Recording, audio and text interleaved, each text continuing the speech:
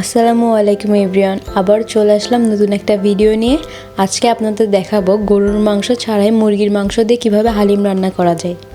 আমরা সাধারণত গরুর মাংস দিয়ে হালিম খেয়ে থাকি, কিন্তু আজকে আপনাদের দেখাবো মুরগির মাংস দিয়ে কিভাবে হালিম তৈরি করা যায়। বিশ্বাস করেন, এটা খেয়ে বোঝা যাবে না এটা গরুর মাংস না মুরগির মাংস দিয়ে তৈরি করা। তো চলুন কথা না বাড়িয়ে ভিডিও শুরু করা যাক। তো আজকে হালিম রান্না করার জন্য আমি প্রথমে একটা হালিম মিক্স নিয়ে নিয়েছি। এক প্যাকেট হালিম মিক্স দিয়ে অনায়াসে 6 থেকে 7 জনকে পরিবেশন করা যায়। একটা প্যাকেটে 2টা স্যাশে পেয়ে যাবেন। বড় প্যাকেটে থাকে বিভিন্ন ডালের মিক্স, আর ছোট প্যাকেটটাতে থাকে হালিমের মশলা। তো এখানে একটা বাটিতে বড় প্যাকেটে যে ডালের মিক্সটা ছিল ওটা ঢেলে নিচ্ছি। এরপর এর মধ্যে ফুটন্ত গরম পানি দিয়ে নিচ্ছি। অল্প অল্প পানি দিব, নাড়তে থাকবো, না হলে দলা পেকে যাবে। এটাকে এবার গোশ রান্না হওয়া পর্যন্ত এক সাইডে ঢেকে রাখবো। এরপর একটা প্যানে পরিমাণ মতো তেল দিয়ে নিচ্ছি। এবার তেল ভালোভাবে গরম করে কুচি করে রাখা পেঁয়াজগুলো দিয়ে দিব। এবার পেঁয়াজগুলো ভালোভাবে নেড়েচেড়ে লাল করে নিব। এরপর পেঁয়াজগুলো লাল হয়ে গেলে কিছু পরিমাণ একটা আলাদা বাটিতে উঠিয়ে রাখবো। এরপর 2টা তেজপাতা দিয়ে দিব। এরপর এর মধ্যে মুরগির মাংস দিয়ে দিব। আমাদের ভিডিও ভালো লাগলে লাইক, শেয়ার, কমেন্ট করতে ভুলবেন না এবং অবশ্যই সাবস্ক্রাইব করে আমাদের পাশে থাকবেন। এরপর দিয়ে দিব স্বাদ মতো লবণ, পরিমাণ মতো হলুদের গুঁড়া। এরপর ভালোভাবে নাড়াচাড়া করতে থাকবো।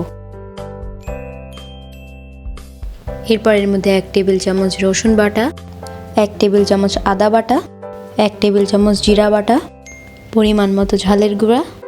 এবার ভালোভাবে নাড়াচাড়া করে মাংসটাকে কষিয়ে নিব। মাংসটাকে কষানোর জন্য এর মধ্যে একটু পানি দিয়ে দিচ্ছি। এরপর এর মধ্যে হালিম মিক্সের যে মশলাটা ছিল তার অর্ধেক দিয়ে দিচ্ছি। কিছুক্ষণ এটাকে নাড়াচাড়া করে ঢেকে রাখবো। এই যে মুরগির পানি প্রায় শুকিয়ে গেছে। এরপর ভালোভাবে নাড়তে থাকবো যাতে তলে লেগে না যায়।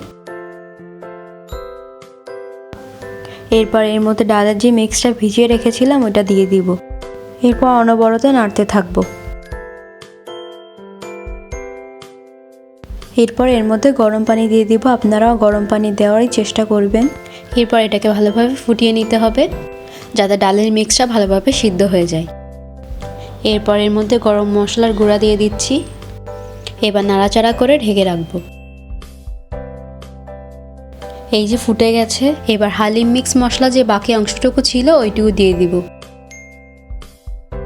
এরপর নাড়াচাড়া দিয়ে আবারও 5 মিনিটের মতো রেখে নামিয়ে নিব। এই যে নামিয়ে নিয়েছি, তৈরি হয়ে গেছে আমার হালিম। এবার এর উপরে ছিটিয়ে দিচ্ছি আগে থেকে করে রাখা পেঁয়াজের বেরেস্তা, কিছু পরিমাণ কাঁচা ঝাল কুচি, কিছু পরিমাণ ধনিয়া পাতা কুচি, 2টা লেবু স্লাইস। এই যে সবশেষ তৈরি হয়ে গেল রাঁধুনি হালিম মিক্স দিয়ে মুরগির মাংসের হালিম। এটা খেতে অনেক মজা হয়েছিল।